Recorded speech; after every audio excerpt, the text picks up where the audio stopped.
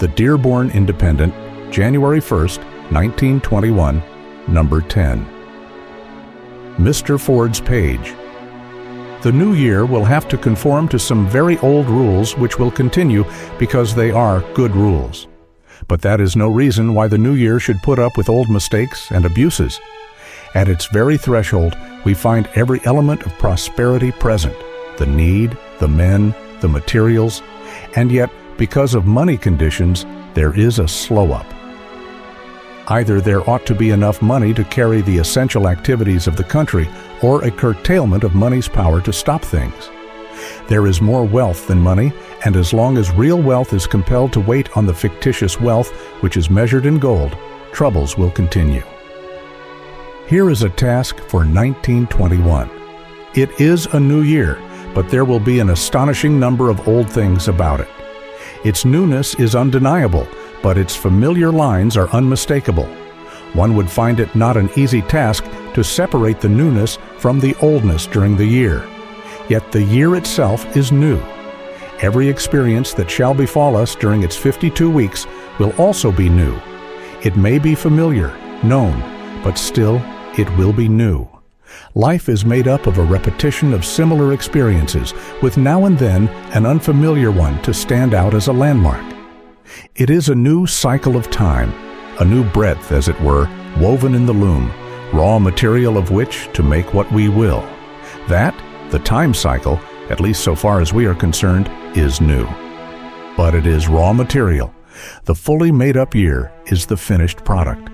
What it may be like, we have just had the opportunity to see. A made-up year has just passed out of the time factory to take its place among the other 1919 years of this era. It is not a particularly flattering product, the year we have just finished. Stand it up, turn it around, and examine it, and it doesn't stand scrutiny very well. It appears to be decidedly amateurish and very much botched. In no single particular is it standardized. There are spots here and there upon it which would seem to indicate that moments came to the makers when they really had an idea of making something, but then they seem to have resumed their aimless puttering again. No, as we look at the year upon which history has just affixed the label 1920, we are not willing that it should serve as a sample year. It isn't good enough. The reason is, of course, simple to understand. The human race has not been very long in the business of year-making. There are only 1,920 credited to the production record of the Christian era, and that is a comparatively small number. But after making 1920 years, a perfect year ought to be turned out now and then might appear to be a natural objection. That brings us to the labor turnover. The same people have not been engaged in making the entire 1920 years. There is an immense turnover of humanity every generation. People appear on the earth, pass a few careless apprentice years, and then seriously try, some of them, to do a man's work upon the making of the years. But hardly have they learned the rudiments when a new shift comes. New and unaccustomed hands take up the work. The years run on.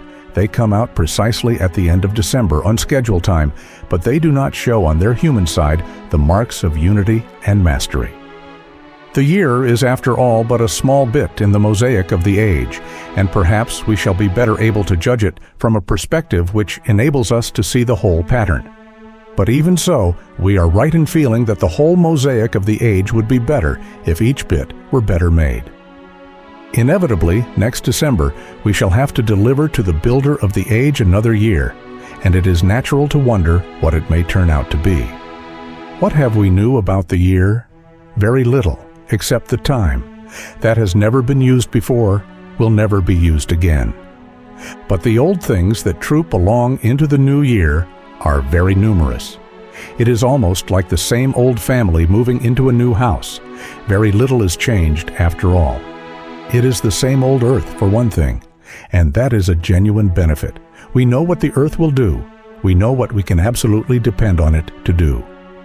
That is a great saving of time, for if this year the human race had to begin all over again, and by careful and costly experiment find out the powers of the earth, the year would be almost empty. But we know that the soil will radiate the sun's warmth in spring, that moisture and heat will create chemical conditions out of which man's food will come. We know that the earth will produce lumber and ores and material for clothing.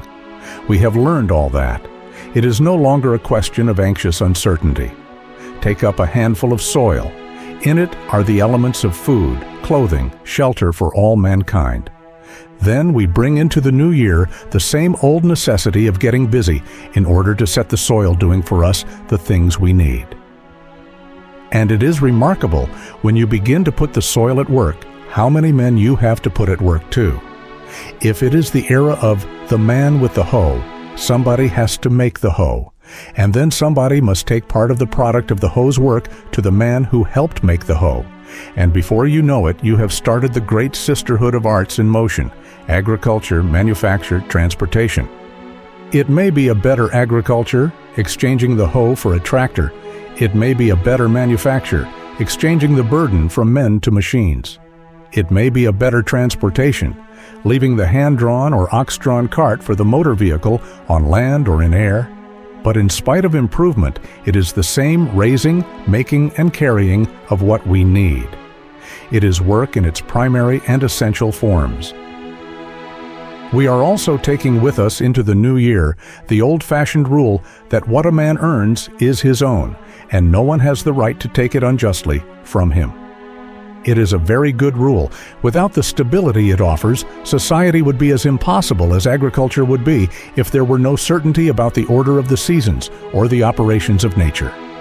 Many men try to change this rule. They want what another man has earned, and they want to take it in the name of society. But people who have learned this fundamental wisdom and justice of the relation between personal and property rights never unlearn it. It would be very hopeful, however, if we could get some new things for the new year. We begin work on 1921 under strange conditions. The earth is just what it always was. Human needs, which are the mainsprings of all activity, are just what they always were. Material and men, the essential components of civilization, are both here in abundance, and yet there is a stoppage of activity. Why? Because apparently something has happened to what? To the soil? Number? To men? Number? To material resources? Number. But something has happened to that quantity known as money. They are making it less in the country, contracting the currency, they call it. They are trying to make money more, nearly measure up with the gold. Why? Because they have decreed that gold is the basis of money. There is not enough gold to go around. Even as a measure of wealth, there is not enough gold to equal in figures the actual wealth. There is not enough gold in existence to pay the interest on the war debts accumulated by the nations during the last few centuries. To make business wait on gold is like making the passenger traffic of a main line dependent on the facilities of a local branch with one small train a day. If gold did the work, it might be as acceptable as anything else, but it doesn't. It would be a splendid thing if in 1921 some financier whose business is making prosperity instead of making money should show us the way to avoid having business tied up for money when all the elements of business are here. Financiers have been very skillful in devising schemes which draw all the money to New York. Now for a financier who shall devise a scheme to keep the money in the local communities where it is needed. As long as we must have money, let us have it under a system where it helps instead of hinders, where it keeps men in their jobs instead of letting them out. Such a plan would make 1921 a great year. It would help the millions who are not financiers, but who are always under the pressure of our present financial system.